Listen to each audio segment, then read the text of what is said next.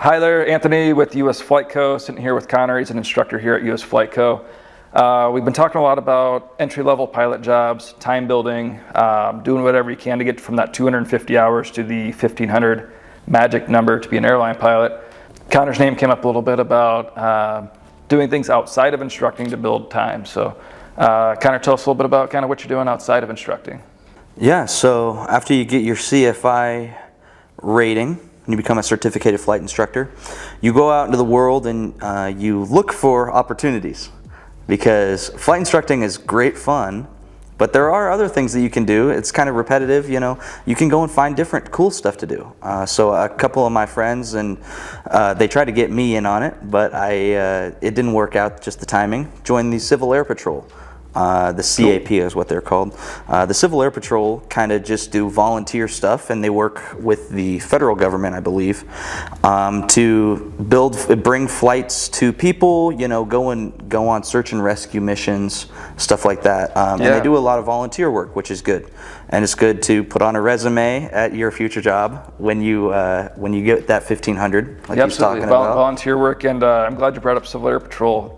You don't have to be a commercial pilot to join Civil Air Patrol. Is that correct? Yes, correct. So private pilot, they can do that? Yep, you can do it as a private pilot. Awesome. And then also, if you're a flight instructor, you can give flight instruction in Civil Air Patrol airplanes. Nice. It's a good opportunity.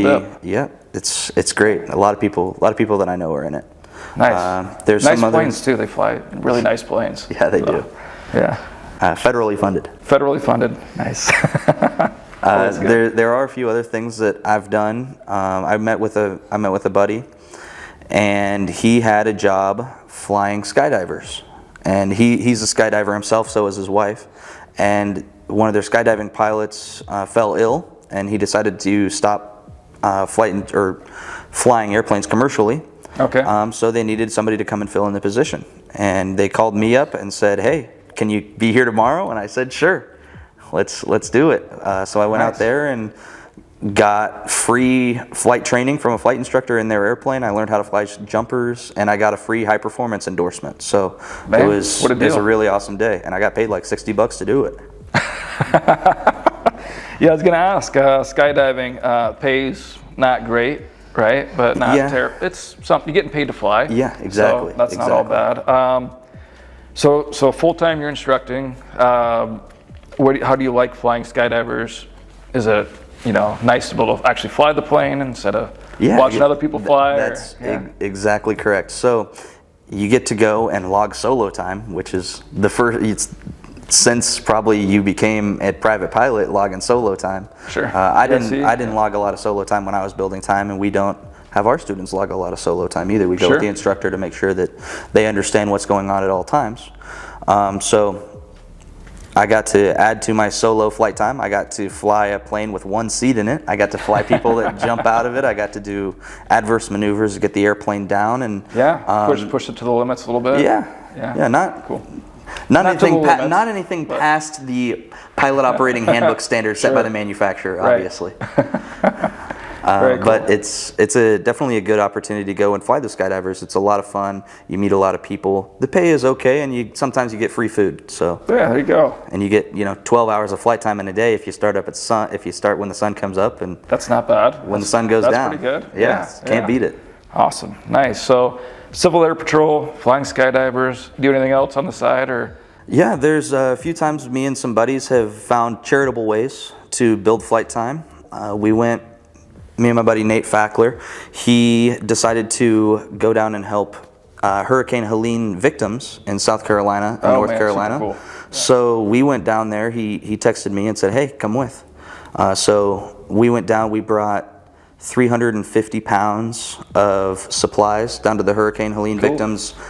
He brought insulin and a $3,500 check from people who donated from the Des Moines area. That's awesome. It was a really cool flight. We went down there, and then we met up with his grandparents. I met some friends that I met playing video games so long ago, and then we headed back. It was a really awesome few days. Nice, very cool. That's awesome. Yeah, that's incredible. How long's the flight? Was that? It was 8.5 down there and 8 back. Not bad. All right, cool. So yeah, a good 17-hour trip. Yeah, building some more time. Yeah, right? exactly. Logging it, absolutely.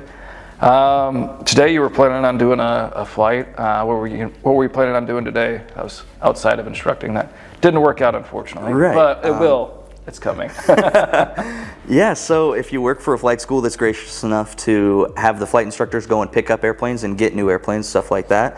Anthony here was sending our lead CFI, Jared, out on a flight to go and pick up our other Cessna. He asked me if I was able to go, and I was able to go. So we were planning on going over to Indiana and picking up a Cessna, one to add to our fleet.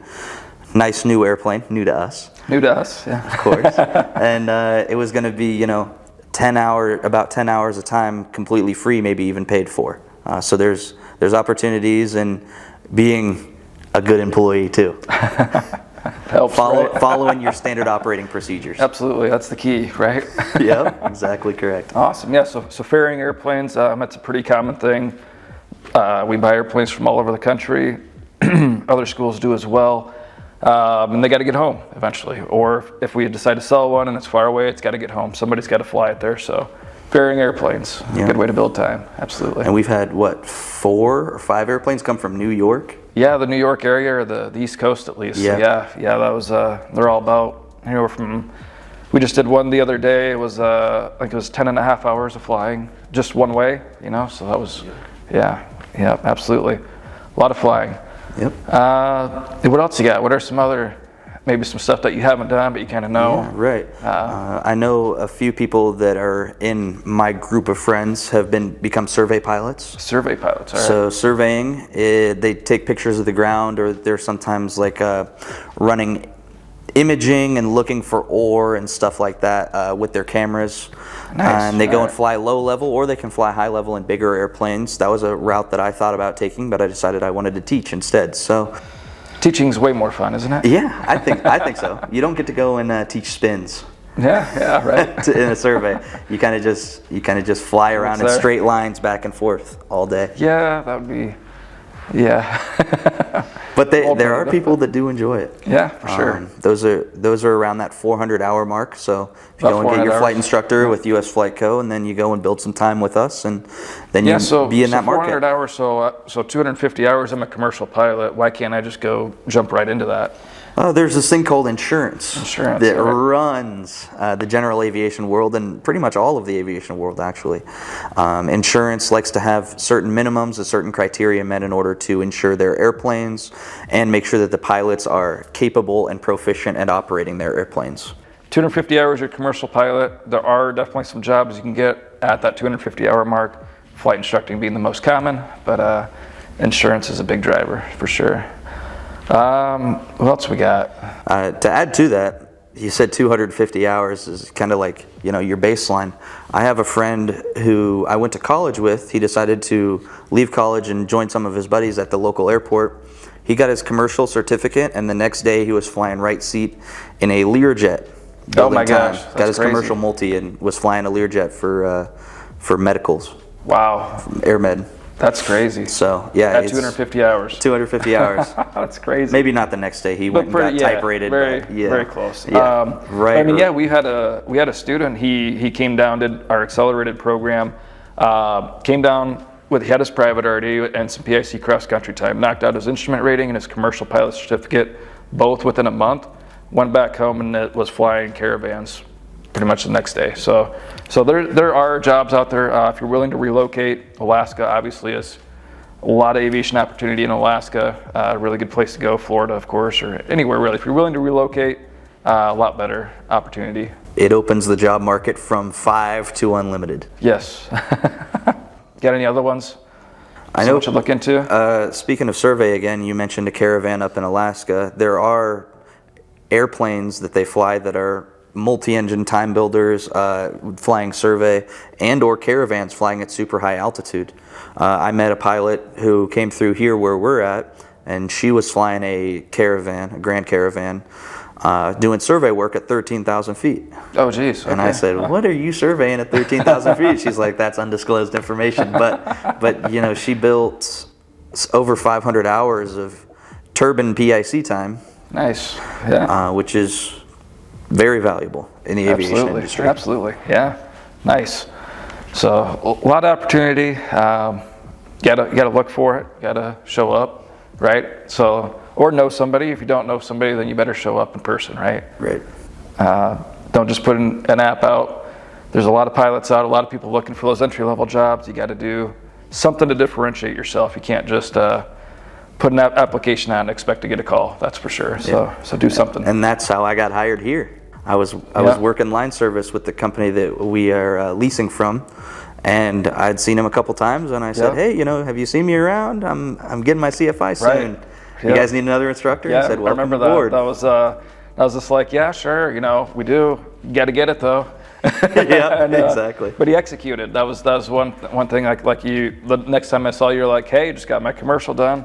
Then I was like, hey, got my CFI coming up, and then you had it, and I was like, all right, cool, man, let's get you going. So yeah, absolutely. Networking is a huge part of aviation. Absolutely, just knowing people and building connections for sure. And it's a small community too. You never know where.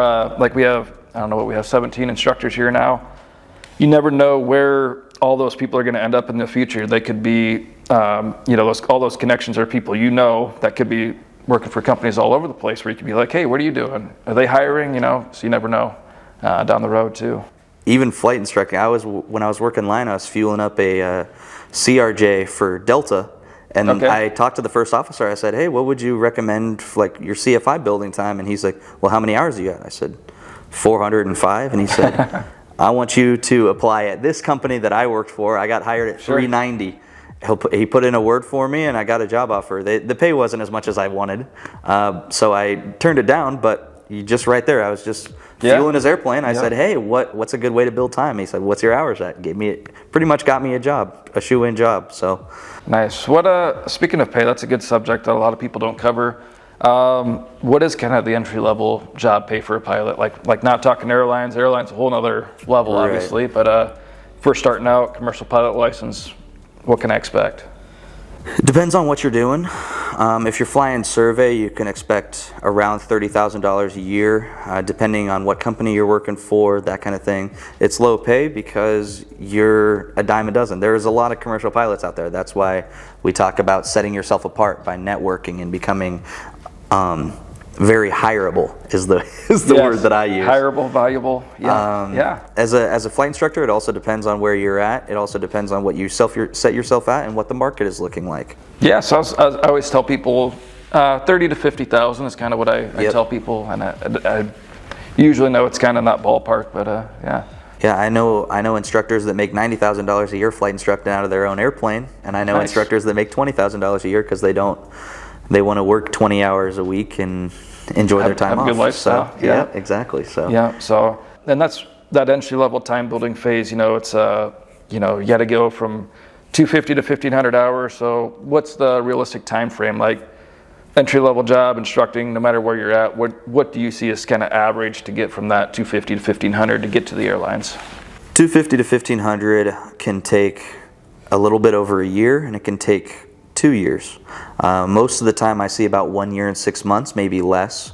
I know one of our instructors here is going to go from 280 to 1,500 in a year and 3 months. Yeah, pretty quick. Yeah, a year and 3 months. So it can be done quicker, it can be done slower. It's all about how you apply yourself. Nice, right? Got to work.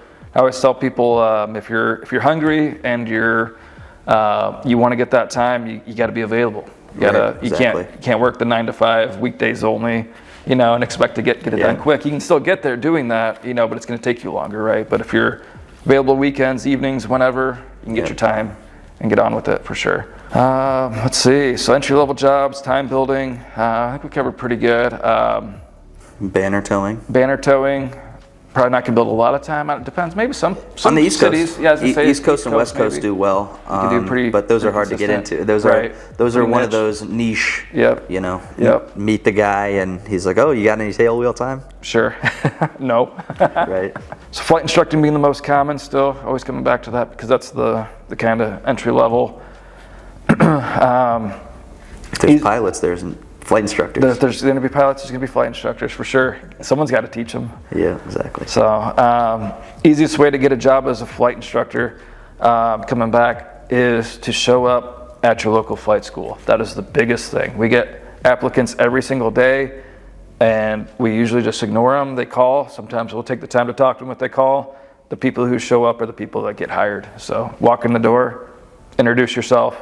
Even if we're not actively looking for instructors, a lot of times we'll put people on our roster and that kind of thing, where maybe it's we don't have students for you right now.